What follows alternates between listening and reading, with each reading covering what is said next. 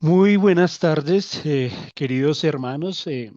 Extiendo un especial saludo a todos los que nos encontramos conectados a esta hora y también, por supuesto, a todos los hermanos que escucharán la grabación de este estudio devocional.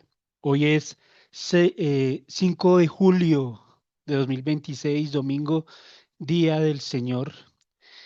Acabamos de pasar la mitad del año y aquí seguimos, ¿verdad? Seguimos buscando la sabiduría del Señor, reuniéndonos con hermanos y claro, buscando adorar y agradar al Dios que nos ha dado todo. Siguiendo esa línea de estudios devocionales que el Señor me ha permitido compartir con ustedes, quiero aprovechar este espacio para que hablemos acerca de algo muy bonito. Puede ser muy simple porque muchas veces lo hablamos de ello y ya decimos la palabra sin pensar mucho en eso, pero el tema es la esperanza. ¿Qué sería de un cristiano sin la esperanza, cierto? Es más, sin esperanza no habrían cristianos, pero nuestra esperanza es especial, no por la esperanza en sí misma, sino por en quién está puesta nuestra esperanza. Para esto, por favor, hermanos, abran sus Biblias en Romanos capítulo 5, versículos del 1 al 5. Romanos 5, versos 1 al 5, y voy a leer. Justificados pues por la fe, tenemos paz para con Dios por medio de nuestro Señor Jesucristo, por quien también tenemos entrada por la fe a esta gracia en la cual estamos firmes y nos gloriamos en la esperanza de la gloria de Dios. Y no solo esto, sino que también nos gloriamos en las tribulaciones, sabiendo que la tribulación produce paciencia y la paciencia prueba y la prueba esperanza y la esperanza no avergüenza, porque el amor de Dios ha sido derramado en nuestros corazones por el Espíritu Santo que nos fue dado. Entonces, queridos hermanos, cuando hablamos o se nos enseña acerca de la esperanza, debemos empezar aclarando un punto muy importante, y es que la esperanza de la que habla la Biblia no es lo mismo que como el mundo ve la esperanza. El mundo ve la esperanza como optimismo. A veces podemos nosotros también confundirlo. En nuestro lenguaje del día a día solemos decir, bueno, espero que mañana no llueva o espero que mañana todo me salga bien. Pero lo único que logramos con ese tipo de expresiones es reconocer que no sabemos, definitivamente no sabemos qué ocurrirá. Eh, pero la esperanza cristiana es completamente distinta. En las Escrituras, la esperanza es definida como la certeza de que Dios cumplirá todo lo que Él nos ha prometido. Esto no es que probablemente vaya a pasar, es más bien que estamos seguros de que va a pasar. Como cristianos, nuestra esperanza obviamente no descansa en lo que está pasando en el mundo, sino que descansa en el carácter puro y santo de nuestro Dios. Descansa en un Dios que nunca miente, que nunca cambia y que jamás, nunca va a incumplir una sola de sus promesas. Por eso, un creyente, es decir, usted que me está escuchando, yo también, podemos atravesar momentos muy difíciles, pero sin perder la esperanza. Podemos llorar, podemos sentirnos cansados, podemos experimentar angustia, pero no nos vamos a desesperar, porque sabemos que finalmente Dios sigue sentado allí en su trono eterno.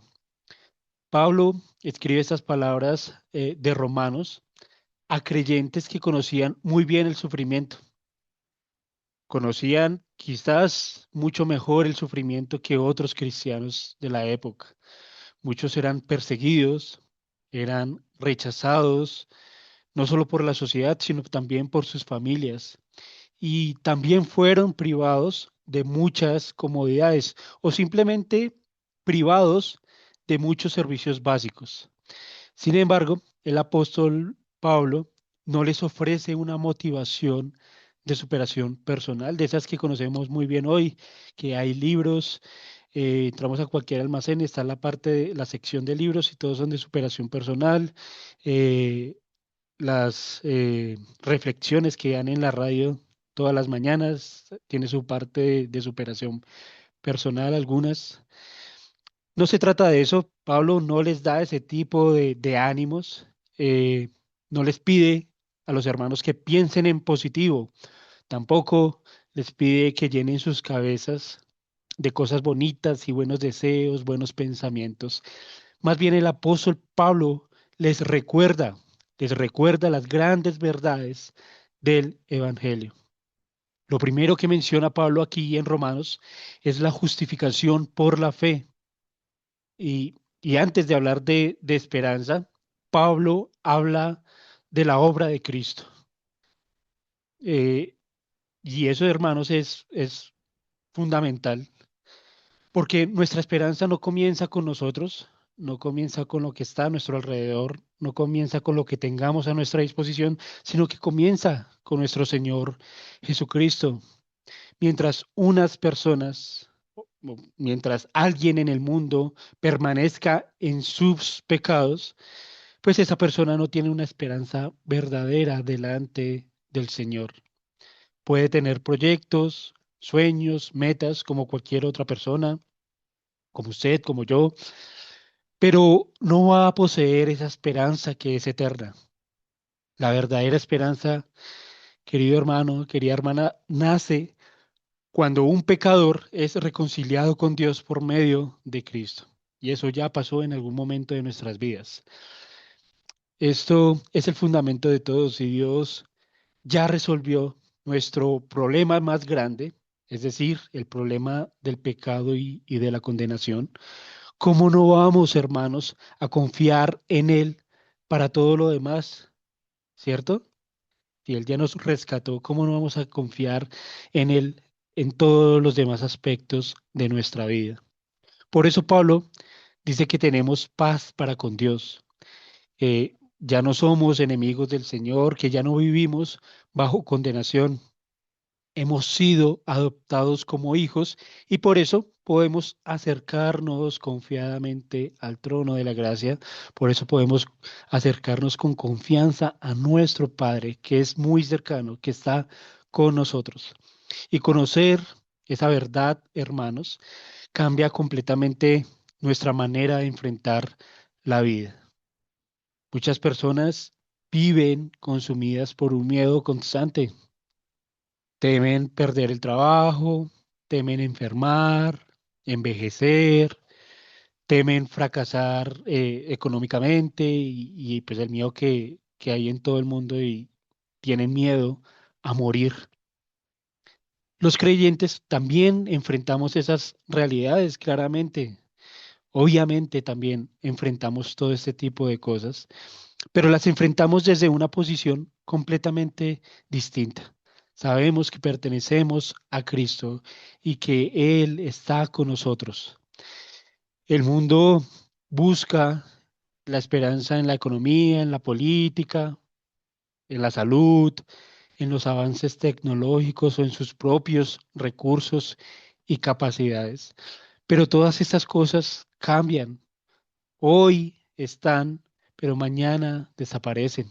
Hoy hay una buena economía, hoy hay un buen presidente, una buena salud, buenos avances tecnológicos, tenemos buenos recursos y capacidades que ninguna otra persona pueda tener, pero mañana no van a estar.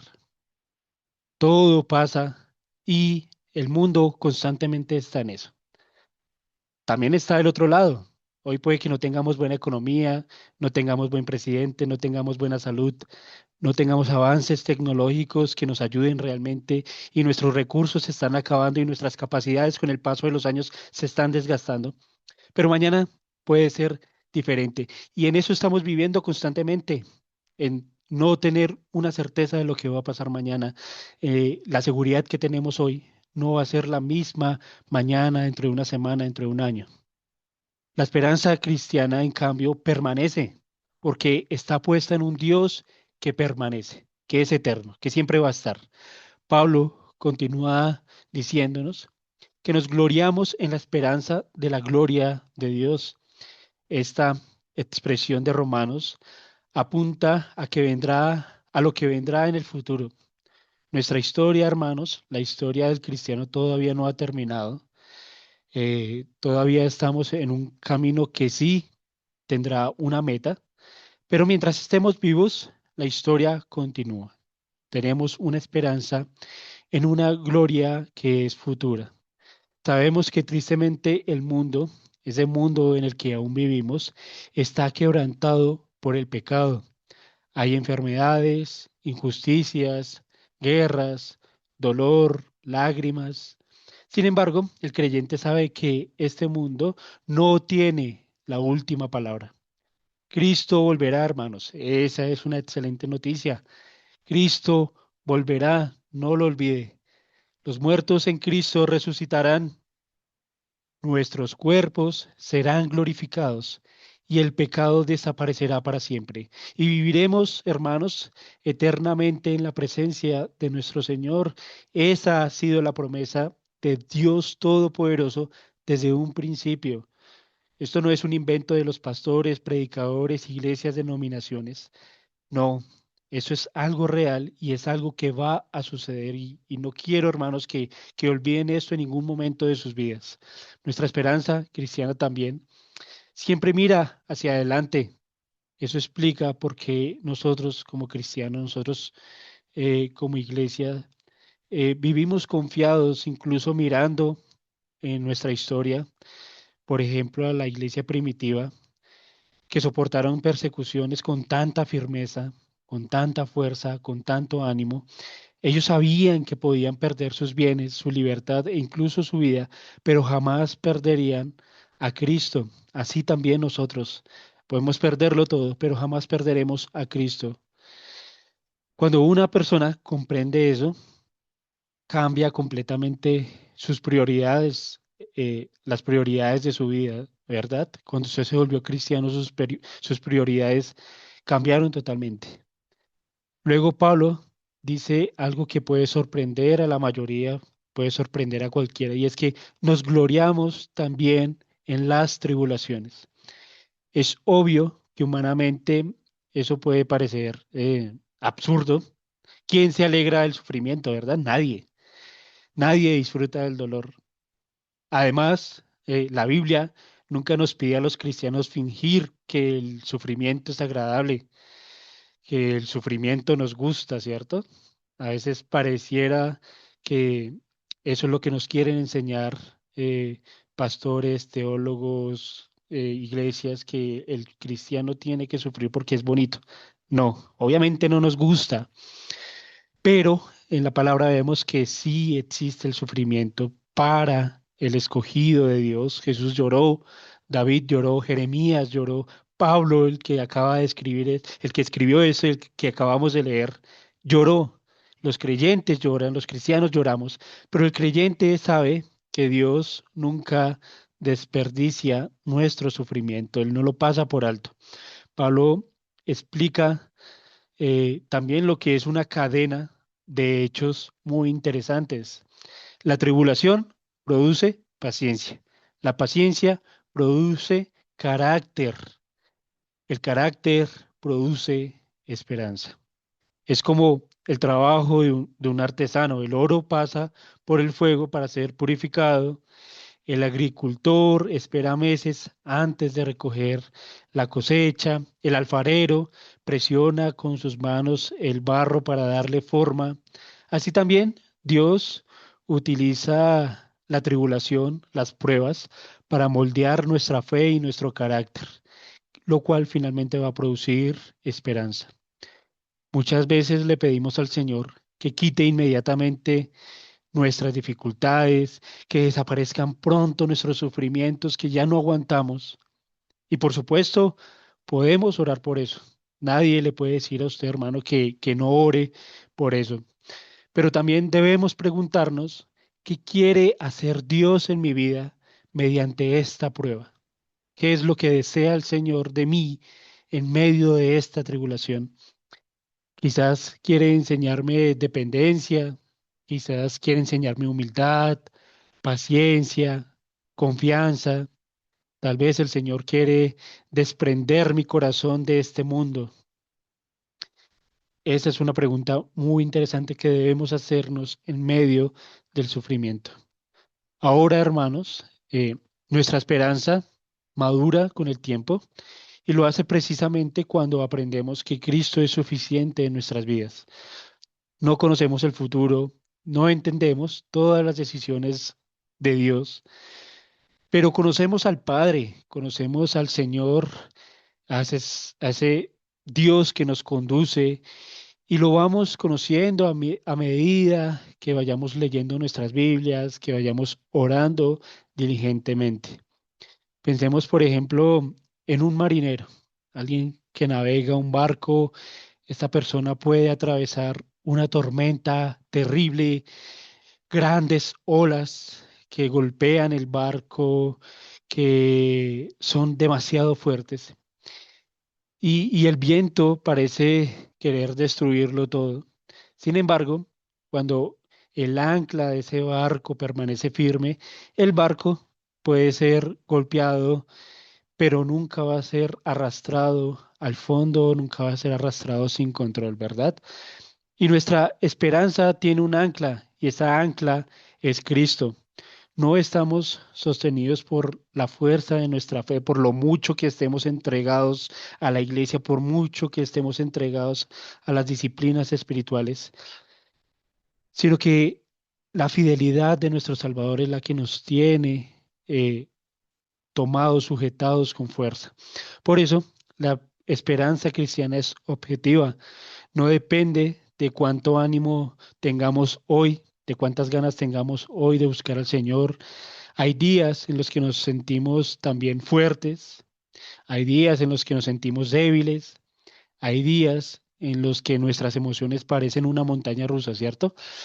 Pero Dios permanece siempre exactamente igual. Él no cambia, Él sigue reinando sobre todo y sobre todos. Él sigue intercediendo también por nosotros y gobierna todas las cosas para bien de los que le aman. Finalmente, Pablo afirma, nos dice en este texto, la esperanza no avergüenza. Porque esta afirmación de Pablo, ¿cierto? Porque el amor de Dios ha sido derramado en nuestros corazones por el Espíritu Santo. Es decir, Dios mismo confirma interiormente a nosotros, sus hijos, que pertenecemos a Él. El Espíritu Santo fortalece nuestra fe, nos recuerda las promesas, nos dirige nuevamente hacia Cristo cuando estamos desanimados, nos convence de que Dios no nos ha abandonado, aunque a veces las circunstancias, las cosas que pasan a nuestro alrededor parezcan decir todo lo contrario. A pesar de todo esto, hay una esperanza que es vencedora y que jamás va a ser una vergüenza para nosotros. Quizás una familia, alguna de las familias que me estén escuchando, que atraviesa una enfermedad prolongada, quizás alguien, alguno, pierda su empleo, quizás un matrimonio entre en algún tipo de crisis. Quizás un creyente que lleve años orando por un hijo inconverso, eh, quizás es alguna persona, algún creyente durante mucho tiempo ha estado sufriendo por algo físico. En alguno de estos momentos, la esperanza no consiste en repetir frases positivas.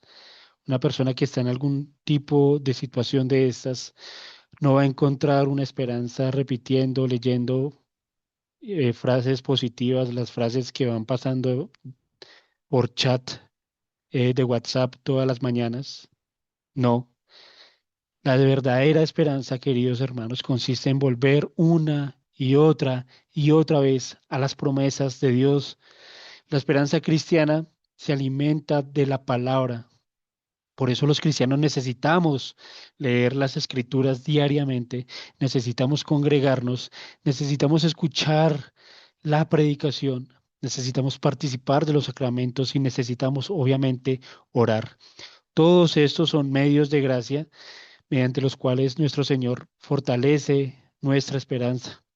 Si dejamos de alimentarnos espiritualmente, nuestra mente va a comenzar a llenarse únicamente de los problemas, de lo que vemos en redes sociales, de lo que vemos en televisión.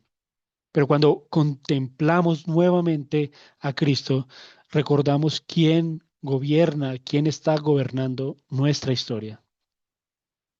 Permítame, queridos hermanos, terminar con una aplicación muy sencilla. Preguntémonos, ¿dónde está puesta nuestra esperanza?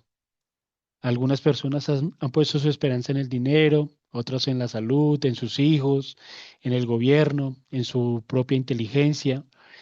Por supuesto, ninguna de estas cosas es mala, pero esas cosas pueden desaparecer de un momento a otro. Solo Cristo permanece para siempre. La verdadera esperanza tiene nombre. La verdadera esperanza, hermanos, es una persona, no cualquier persona. Es la persona de Jesucristo, quien murió por nuestros pecados, resucitó victorioso y prometió regresar por nosotros, su pueblo. Por eso, aun cuando el mundo cambie, aun cuando las noticias sean desalentadoras, aun cuando nuestras fuerzas disminuyan, los cristianos podemos decir con tranquilidad, mi esperanza sigue intacta porque mi Salvador sigue reinando. Hermanos, que el Señor nos conceda vivir mirando menos nuestras circunstancias y más sus promesas. Que aprendamos a descansar en la fidelidad de Dios y que al ver nuestra confianza serena en medio de las pruebas, otros también sean guiados hacia Cristo, la única esperanza verdadera para este mundo y para la eternidad. Amén.